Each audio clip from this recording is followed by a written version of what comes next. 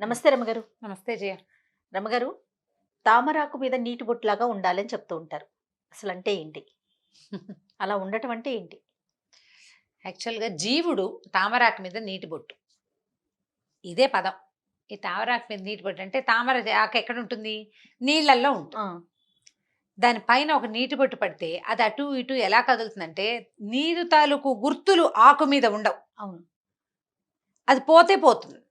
ఉంటే ఉంటుంది. ఆకుకి నీటి లక్షణం రాదు. నీటికి ఆకు లక్షణం రాదు. మానవ శరీరంలో జీవుడు అలాంటివాడు.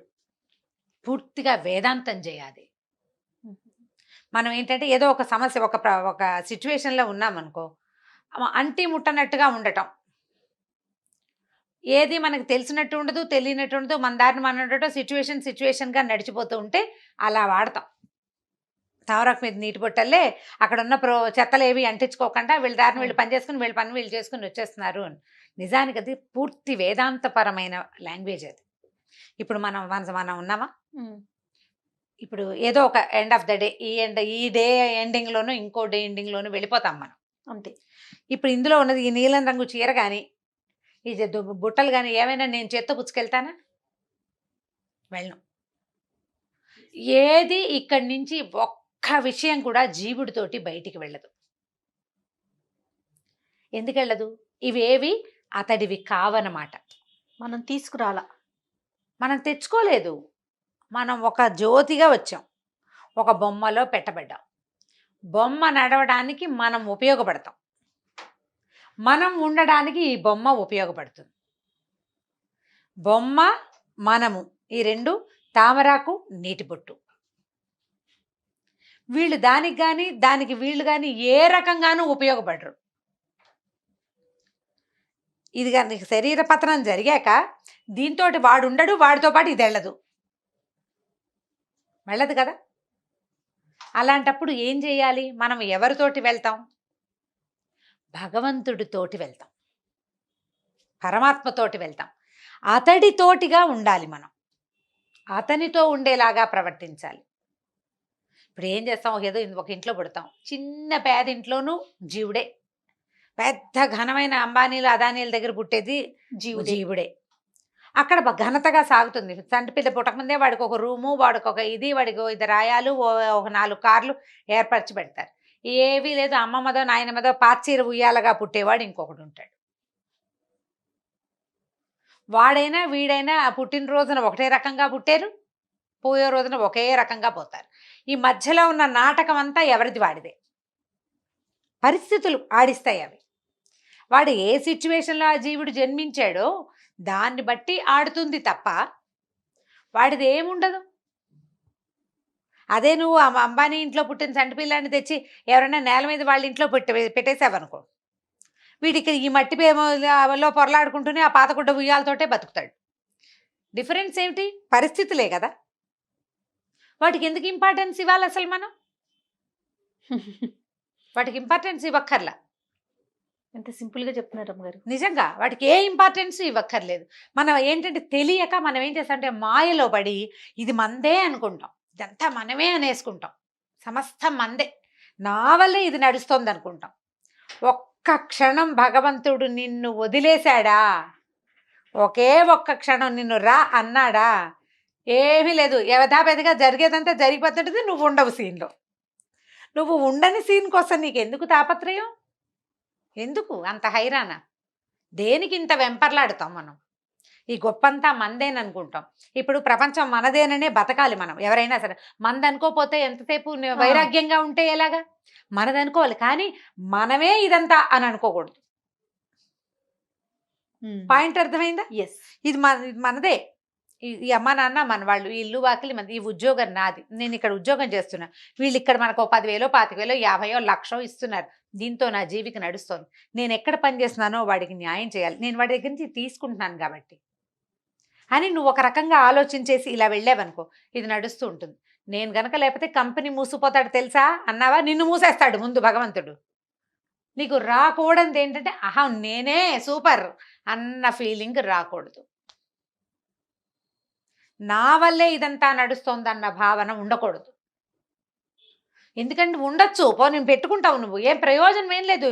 నీ ఒక్క స్విచ్ ఆఫ్ అయిపోతే, నువ్వు ఒక్క లైట్ ఆపేసుకుంటే నువ్వు ఉండవు, మిగిలిందంతా అలాగే ఉంటుంది. నేను లేకపోతే ఇదంతా భూస్థాపితం అయిపోతుందని భావిస్తావు, నువ్వు మాట్లాడతావు, గొప్పపోతావు. ఏమీ అవ్వదు. నువ్వు లేపైనా సూర్యుడు ఉదయిస్తాడు, చంద్రుడు ఉదయిస్తాడు, సూర్యాస్తమయం అవుతుంది, చంద్రాస్తమయం అవుతుంది. రాత్రి పగలు నీ కోసం ఆగ, ఒక్క గంట, ఒక్క నిమిషం, ఒక్క క్షణం నీ కోసం ఆగదు. ఆగని క్షణాల కోసం నువ్వెందుకు తాపత్రయపడతావు? హైరాణ పడకు, తాపీగా నడు, వెంపర్లాటొద్దు, హాయిగా నడు, స్థిమితంగా ఉండు, నీతో పాటు ఉన్న ప్రపంచాన్ని స్థిమితంగా ఉంచు. వాడెవడో నాకు అన్యాయం చేశాడు, వాడు నాశనం అయిపోవాలని వాడిని పగ తీర్చుకోవడానికి ప్రయత్నం చేయబోక, ఎవడి కర్మానుభవాన్ని బట్టి వాడు పోతాడని వదిలే, నువ్వు స్థిమితంగా ఉంటావు, చుట్టుపక్కల ప్రపంచము స్థిమితంగా ఉంటుంది. నీకేదో ఉద్యోగంలో పదోన్నతి వచ్చింది, నేను కింగుని అని మిగిలిన వాళ్ళందరినీ వెధవలను చేయబోక. ఎందుకంటే ఏదో ఒక రోజున నీ నెత్తి మీద ఉన్న చెయ్యి ఉంది చూడు, నిన్ను కింగుని చేసిన చెయ్యి, అది కనుక పక్కకి తొలగింది, చెయ్యి కాదు, వేలు పక్కకి కదిలినా నువ్వు కూడా అవుతావు స్టూపిడ్వి మిగిలిన వాళ్ళతో పాటు. ఏ గుంపుని నువ్వు తస్కరిస్తావో అదే గుంపులో వాడి అయిపోతావు ఒక్క క్షణం భగవంతుడు తప్పిస్తే. నేను ఇప్పుడు ఆ గుంపు నుంచే కదా మనం పైకొచ్చాము, అదే గుంపు నుంచి మనం పైకి వెళ్తాం. ఈ ధోరణిలోనే ఇది ఉండాలి జయ. తామరాకు మీద నీటి బొట్టులాగా ఉండాలి. నువ్వు మామూలుగా ఉండు, 10,000 సంపాదనతో మొదలుపెట్టావు, ఓ 4 ఏళ్లలో 1,00,000కో 2 లక్షలకో చేరతావు. లేదా 10,000తో ఒక బిజినెస్ మొదలుపెట్టావు, 25 లక్షల టర్న్ ఓవర్ వచ్చేస్తుంది. అదే డౌన్ టు ఎర్త్ బిహేవియర్ ఉంచుకో, 50,000 వెళ్ళొచ్చు. 50కి ఏంటి, 1,00,000కి వెళ్తుంది. అది 1,00,000 కోట్లలోకి వెళ్ళిపోతావు, లక్షల్లోకి వెళ్ళిపోతావు. నీ బిహేవియర్ ఇక్కడే ఉందనుకో, ఇక నీకేం ఇబ్బంది ఉండదు, నీకు వెంపర్లాట ఉండదు. ప్రపంచం నీ వైపు సానుకూల దృక్పథంతో చూస్తూ ఉంటుంది ఎప్పుడు. వాడికి నడమంత్రం మీద సిరి, నరాల మీద కురుపు అని నిన్ను అనరు, వాడికి నడమంత్రం అనరు నిన్ను. వాడు చాలా మంచివాడండి, చాలా బాగా సంపాదించాడు, కానీ మనిషి చాలా మృదుభాషి, చాలా సాధువర్తనుడు. ఈ మంచి మాటే నువ్వు ఉంచుకుంటావు. నువ్వు రేపొద్దున ఏదైనా తీసుకెళ్తావంటే ఈ కోట్లు తీసుకెళ్ళవు, నీవు నా సాధువర్తనుడు అనే మాట ఉంది చూడు, అది నీతోటి వస్తుంది, దాన్ని తీసుకెళ్తావు నువ్వు. ఆ మాట ఎప్పటికీ నువ్వు ఉండకపోయినా నీ వెనకాల పాలానా ఒకడు ఉండేవాడు, వాడు బంగారు కొండ అన్న మాట మాత్రం ఉంటుంది. మంచి చెడు అవి మాత్రమే ఉంటాయి, ఉండిపోతాయి, అంతే కదా. అంతే. నువ్వు మంచే ఉంచుకో. మళ్ళీ ఇంకొకటి ఉంది, ఆ మంచి నీ వెనకాల వస్తుంది. నువ్వు వెళ్ళిపోతావు శరీరాన్ని వదిలేసి, నీ వెనక ఆ మంచి వస్తుంది. నువ్వు ఏం చేసినా ఇది నాదే, నేనే, ఇదంతా నాదేనన్న భావన మానేసి చేయవలసింది సజావుగా చేయి. భగవంతుడు అనుకూలించాడు, చేస్తున్నాను, భగవంతుడు ఆజ్ఞించాడు, చేస్తున్నాను. మిగిలిన వాళ్ళంతా సహకరించారు కాబట్టి టీం వర్క్ వల్లే ఈ పని అయిందనుకో. ఇదంతా నేనే పగలదీశాను అనుకుంటే ఏం లాభం లేదు, అనుకోవద్దు అట్లా. ఒక పాత కథ ఒకటి ఉంది, చిన్న కథ, కానీ అది ఎంత ఇంట్రెస్టింగ్గా ఉంటుందంటే 3-4 సందర్భాల్లో ఆ కథని నేను పెద్దవాళ్ళు ఎవరో చెప్తుండగా కూడా విన్నా, నాకు భలే నచ్చుతుంది. ఒక కోటీశ్వరుడు ఒక ఆయన ఉన్నాడు. అయితే ఆయన తన భార్యకి ఏం చెప్పాడంటే, అమ్మాయి బాగా కొంచెం పిండి వంటలు అవి మంచి మంచిగా వండుకో, ఏటవతల నా స్నేహితుడు ఒక ఆయన సన్యాసి వచ్చి అక్కడ ఎడిట్ చేశాడు, నాకు ఇవాళ రావటం కుదరదు, చాలా వ్యవహారాలు ఉన్నాయి, బాగా చక్కగా పిండి వంటలు 4 రకాల కూరలు చెప్పాడు, ఈ 4 కూరలు 4 పిండి వంటలు, అన్నం, రొట్టెలు, పప్పు, పాయసం అన్నీ చేసుకో, అక్కడి నుంచి ఆ పక్క వాటిని ఏమంటారు అపడాలు అవి వేయించు, ఒక గంపలో సర్దిపెట్టు అని చెప్పాడు. అన్నీ సర్దింది ఈవిడ. ఏమంటే ఇదిగో భోజనం రెడీ అని, నేను బయటకు వెళ్తానని చెప్పా కదా, ఈ గంప పుచ్చుకొని నువ్వు వెళ్ళు, మా స్నేహితుడు సన్యాసికి భోజనం పెట్టమన్నాడు అనేసరికల్ సరే ఈవిడ బయలుదేరింది.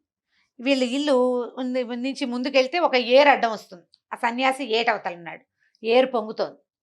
ఈవిడ మళ్ళీ వెనక్కి వచ్చింది, ఏమండి నన్ను వెళ్ళమన్నారు, పనివాడి చేతికి ఇస్తానంటే కుదరదన్నాడు ఆయన, పనివాళ్ళకి ఇవ్వకూడదు, అయితే నేను పెట్టాలి లేకపోతే నువ్వు పెట్టాలన్నాడు. ఏరు పొంగుతోంది అంటే ఏమీ పర్వాలేదు, సదోపవాసికి సదాబ్రహ్మచారి పంపించాడు భోజనం, దారివ్వమని ఏరుని అడుగు, ఏరు దారిస్తుంది, వెళ్ళమన్నాడు. ఆయన సన్యాసి దగ్గరికి వెళ్ళి ఆయన భోజనం అయ్యాక ఆయన మంత్రాక్షతలు ఒక తాయెత్తు ఇస్తాడు, అవి చేత్తో పుచ్చుకురా అని చెప్పాడు. ఈ అమ్మాయి ఏటి దగ్గరికి వెళ్ళింది. ఈవిడ ఏటికి దండం పెట్టింది, అమ్మ సదోపవాసికి సదాబ్రహ్మచారి భోజనం పంపిస్తున్నాడు, దారివ్వమంది. ఆ ఏరు ఇట్లా పొంగుతున్నది, నిదానంగా అయిపోయింది, నడిచి వెళ్ళిపోవచ్చు, ఏరు దాటి నడుచుకుంటూ పోయింది. చిన్నగా తుప్పర పడుతోంది వాన. సరే గంప నిండా ఆహార పదార్థాలు పట్టుకెళ్ళింది, ఆ సన్యాసి దగ్గరికి ఒక చిన్న కుటీరం దగ్గర కూర్చున్నాడు. ఆయన తీసుకెళ్ళింది. భోజనం తెచ్చానండి అంది. చక్కగా అన్ని పదార్థాలు వేసుకుని సాంగంగా హాయిగా తిన్నాడు ఆయన. తిన్న తర్వాత మంత్రాక్షతలు తాయెత్తు ఈవిడ చేతిలో పెట్టాడు. ఉమ్. అవి రెండు చేత్తో పుచ్చుకుంది. మళ్ళీ ఏటి దగ్గరికి వస్తే ఏరంతా పొంగిపోతుంది మళ్ళీ. అయ్య బాబా ఇదేంటి మళ్ళీ పొంగిపోతుందని మళ్ళీ ఆయన దగ్గరికి వెళ్ళింది. బాబు ఏరు పొంగిపోతుందండి, మరి నేను వెళ్ళాలి ఇంటికి వెళ్ళాలంటే, ఎలా వచ్చావో అలాగే వెళ్ళమ్మా అన్నాడు. నువ్వు వచ్చేటప్పుడు కూడా ఏరు పొంగుతోంది కదా, పొద్దునుంచి పొంగుతూనే ఉంది, ఎలా దాటొచ్చావు అలా వెళ్ళిపోమన్నాడు. కాదండి మా ఆయనేమో సదోపవాసికి సదా బ్రహ్మచారి భోజనం పంపిస్తున్నాడు దారిమ్మని చెప్పమన్నాడు, చెప్పేసరికి ఏరు దారిచ్చిందండి, మీరు కూడా ఏదైనా చెప్తారా? సరేనమ్మా ఓ పని చేయి, ఒక పని చేయి, సదా బ్రహ్మచారికి సదోపవాసి మంత్రాక్షతలు ఇచ్చాడు, దారి ఇవ్వమని అడుగు ఏటిని అని చెప్పాడు. ఈవిడ వెళ్ళి ఏరు దగ్గర నుంచి దండం పెట్టింది. ఏరు తల్లికి దండం పెట్టి, అమ్మ సదా బ్రహ్మచారికి సదోపవాసి మంత్రాక్షతలు పంపించాడు, అవి తీసుకెళ్తున్నాను దారివ్వవా అని. ఏరు నిదానంగా అయిపోయింది. ఈవిడ దాటుకుంటూ పోయింది. పోయి ఇంటికి వెళ్ళి బుట్ట నెత్తి మీద పెట్టుకుని ఇంటికి వెళ్ళింది. బుట్ట ఒక పక్కన బారేసింది. ధుమధుమలాడుకుంటూ పోయింది ఇంట్లోకి. పోయేసరికల్ భర్త అన్నాడు, ఏమే ఆయన భోజనం చేశాడా అంటే, తిన్నాడు శుభ్రంగా. సరే ఏమైనా అక్షతలు అవి ఇచ్చాడా అంటే, ఇదిగో అక్షంతలు ఇదిగో తాయెత్తు, పద అన్నం తిందు కానీ నువ్వు కూడా అండి. నాకేం అన్నం అక్కర్లేదు గిన్నెమక్కర్లేదు. బుట్ట నిండా అన్నం పట్టుకెళ్తే మొత్తం మెక్కేశాడు బకాసురుడిలాగా. ఆయనేమో సదోపవాసి, నాతో కాపురం చేసి 10 మంది పిల్లల తండ్రి అయ్యావు, నువ్వేమో సదా బ్రహ్మచారివి, మీ ఇద్దరి బోడి పేర్లు చెప్తే ఏరేమో ఆగిపోయింది. ఆయన ఉపవాసం ఏమిటి, నువ్వు బ్రహ్మచారివి ఏమిటి? నీకేమో పెళ్ళయింది, నేను పెళ్ళాన్ని తగలబడ్డాను, 10 మంది పిల్లలు ఉన్నారు నీకు, నువ్వు బ్రహ్మచారివా? బుట్టడు అన్నం పట్టుకెళ్తే 5, 6 తినే అన్నం మొత్తాన్ని తినేశాడు ఆయన, ఆయనేమో సదా ఉపవాసి. ఏమిటి నాకేమి అర్థమే కావటం లేదు, మీరు మీ పద్ధతులు, మీ మాటలు చెప్తే ఏరు ఊరుకోవటం ఏమిటి, దానికి పిచ్చో నాకు పిచ్చో నాకు అర్థం కావట్లేదు అంటే, ఆయన అన్నాడు, నీకు అర్థమయ్యేలా చెప్తా లేవే, అన్నం తిను అన్నట్టు. నేను తిన్నాను అనేసరికి ఏం చేశాడు, మూల ఒక కత్తి కటారు పెట్టున్నాయి ఆయన, ఆ కత్తి తీసి చంపేస్తాను అన్నం తిని ముందు అన్నాడు. అనేసరికి ఆవిడ ఏదో గుణవపోయింది. ఆయన ఏం చేశాడు, మెడ మీద అనించాడు కత్తి. హడిలిపోయింది ఆవిడ. మొగుడు నిజంగా చంపేసేలాగా ఉన్నాడు అనుకుంది. సరే కూర్చుంది, ఏదో గబగబా తినేసింది 4 ముద్దలు. ఇప్పుడు చెప్పండి ఏమే కూర బాగుందా అన్నాడు. ఆవిడ అయోమయంగా చూసింది. పప్పులో ఉప్పు సరిపోయిందా, చారు బాగుందంటే, ఏమో నాకేం తెలుసు, తిన్నావు కదే అన్నాడు. తిన్నాను అనుకో, నువ్వు కత్తుచ్చుకుని పొడి చేస్తానంటుంటే అసలు ఆ మాటలేంటో, నువ్వు కత్తుచ్చుకు పొడి చేస్తానంటావు, ఈ 2 వ్యవహారాల మధ్యలో నా బుర్ర పని చేయలేదు, నాకు అసలు అన్నం మీద ధ్యాస లేదు, నువ్వు తినమన్నావని తిన్నాను, పప్పు తిన్నాను, చారు తిన్నాను, నాకు గుర్తు కూడా లేదు. మేము కూడా అంతేనే అన్నాడు ఆయన. వివాహం చేసుకున్నాను, భార్యతో కాపురం చేయాలి, ఆమెకు న్యాయం చేయాలి, అందుకని నీతో కాపురం చేశాను, నీకు సంతానం కలిగారు. ఆయనకి స్నేహితుడు భోజనం పంపించాడు, ఒక స్త్రీ ఏరు దాటి అన్నం పట్టుకొచ్చింది, తిన్నాడు. ఆయనకి అన్నమూ అక్కర్లేదు, నాకు సంసారము అక్కర్లేదు, ఆయన ఎప్పుడూ ఉపవాసే. కూర బాగుంది, చారు బాగుంది, మళ్ళీతే అన్నాడా నిన్ను? ఆయన ఎన్నాళ్ళైందో తెలుసా అన్నం తిని? 1.5 2 అయింది, ఇవాళ తిన్నాడు, నువ్వు పెట్టావు. ఆయనకి అన్నం అక్కర్లా, నువ్వు పెడితే తింటాడు. నాకు కూడా సంసారం అక్కర్లేదు, నేను సంసారంలో ఉన్నాను కాబట్టి సంసారిగా ఉన్నాను, ఇవి మాకు అవసరం లేదమ్మా, అందుకని నేను ఎప్పుడూ బ్రహ్మచారినే, ఆయన ఎప్పుడూ ఉపవాసే, అందుకే మా మాట ఏరు నమ్మిందన్నాడు. నీకు ధ్యాస లేదు, నీకు ఇది నాదేనన్న భావన లేకపోతే అదేది నీది కాదు, అంతా నాదేనంటే నీదే, అవన్నీ నీ నెత్తి మీదే ఉంటాయి, ప్రతిదీ నాకే కావాలంటే నీ నెత్తి మీదే ఉంటాయి, అందులో తప్పులు ఒప్పులు గిప్పులు అన్నీ నీవే, నువ్వు ఇదంతా భగవంతుడిది అనుకో, దీంతో నాకు ఏ సంబంధము లేదు, పని చేయమన్నాడు చేశాను, నేను చెయ్యాలి కాబట్టి చేశాను, సరిగ్గా చెయ్యాలి, నేను త్రికరణ శుద్ధిగా పనిచేయాలి కాబట్టి చెయ్యి, దాన్నే తామరకు మీద నీటి బొట్టులాగా ఉండటం అని చెప్తారు. ఎంత మంచి కథ రమ్మగారు. ఇది వినడానికి అత్యంత సింపుల్ విషయం చేయ, దీన్ని అప్లై చేయటం చాలా కష్టం, ఎంత కష్టమో. ఇందులోనే ఉంటూ ఇది నాది కాదు అన్న భావన, నేను దీని నుంచి వేరు అనే భావనని డెవలప్ చేసుకోవటం బహు కష్ట సాధ్యమైనది. ఒకసారి నీకు అర్థమైతే చేయగలుగుతావు, నీకు అర్థం కాకపోతే చేయలేవు. నీకు అర్థం కావాలంటే, నేను అనేవాడిని నా ప్రమేయం లేకుండా వచ్చాను, నా ప్రమేయం లేకుండానే నేను వెళ్ళిపోతాను, ఇందులో ఏ ఒకటి నాతోటి రాదు అనే భావన నీ బుర్రకెక్కాలి. అంత వేదాంతం ఎక్కించుకోలేకపోయినా, అంత వేదాంతం ఎక్కించలేవు. నువ్వు ఒక ఉద్యోగం, ఒక వ్యాపారం, 4 రకాలుగా కష్టపడి నువ్వు పైకి వచ్చినప్పుడు ఇదంతా నేనే నాదేనన్న అతి నేను అనే భావనలోకి వెళ్ళకూడదు. ఈ అతినేనితో కళ్ళు తలకెక్కినాయి ఇలాంటి మాటలు వింటూ అవును, ఉంటాం. అవును. ఆ కళ్ళు తలకెక్కిపోకూడదు, ఎక్కకూడదు. నీ వల్ల ఇతరులకి ఆ భావన రాకూడదు, నీకు రాకూడదు. నీకు రాకపోతే ఎవరికి రాదు. నువ్వు డౌన్ టు ఎర్త్ ఉండు, నువ్వు ఎప్పుడు డౌన్ టు ఎర్త్. ప్రపంచం దృష్టిలో కూడా నువ్వు అలాగే ఉండగలుగుతావు. అప్పుడు నువ్వు భగవంతుడికి చేరువవ్వగలుగుతావు. పూజ చేస్తే చేరువవ్వవు, భావంలో రావాలి అది. ఇదంతా భగవద్ అనుగ్రహం. ఆయన ఒప్పుకున్నాడు కాబట్టి, భగవంతుడు ప్రకృతి మన ఇది చెయ్యనిస్తోంది కాబట్టి అనే భావనతోటి పనిచేస్తే నువ్వు ఎంత బ్రహ్మాండమైన పనైనా చేస్తావు. శ్రీకృష్ణుడు గోవర్ధన్ గిరి పర్వతాన్ని ఎత్తాడు. వీళ్ళందరినీ రక్షించటానికే నేను ఇది చేయబోయాను అని అనుకున్నాడు. నేను చేయగలను అని చేయలేదు, నేను మాత్రమే చేయగలను అనే ఆ ఊహే అనలేదు. లేదు ఆయనకి. అనలేదు. వీళ్ళందరినీ రక్షించాలి. ఏ గోవర్ధన గిరికి మనం నమస్కరిస్తున్నామో ఆ గోవర్ధనమే మనని కాపాడుతుందని నమ్మాలి. నేను అనే భావన లేదు అక్కడ. ఆ నేనుని వదిలిపెట్టాలి. అహంకారాన్ని మనుషులు తగ్గించుకుంటే అప్పుడు ఈ తావరాకు మీద నీటి బొట్టులాగా ఉండటం అనేది కాన్సెప్ట్ కుదురుతుందన్నమాట మనకి.